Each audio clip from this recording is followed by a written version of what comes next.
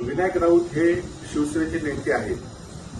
विनायक राऊत साहेब असतील, सतीश सावंत असतील, राजेंद्र तेली, परशुराम उपरकर, बाबूराव धुरी आणि आम्ही सगळे एकत्र मिळून काम करतोय. आणि म्हणूनच आम्ही सत्ताधाऱ्यांनी गेल्या 6 महिन्यांमध्ये जो काय धुडगूस घातलाय, भ्रष्टाचाराचा धुडगूस घातलाय, खंडणीचा धुडगूस घातलाय, याविरुद्ध आम्ही सातत्याने आवाज उठवतोय.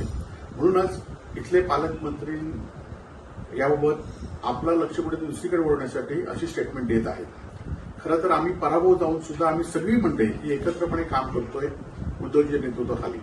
त्याचबरोबर तुम्ही एवढा विचार केला पाहिजे की ज्या रवींद्र चव्हाणांनी तुमचं राजकीय अस्तित्व संपलं होतं, ते राजकीय अस्तित्व पुन्हा निर्माण करण्यासाठी जी आर्थिक रसद जिल्हा बँक असू देत, लोकसभा असू देत, विधानसभा असू देत, ती सगळी पुरवली. परंतु आज रवींद्र चव्हाण कुठे आहेत? आपल्याला स्वतःला जिल्ह्याचा आकार बनवण्यासाठी रवींद्र चव्हाण यांना आज आपण कुठे ठेवलं आहे? त्यांचे कार्यकर्ते कुठे आहेत? त्यांना कुठल्या कार्यक्रमाला बोलवत आहे?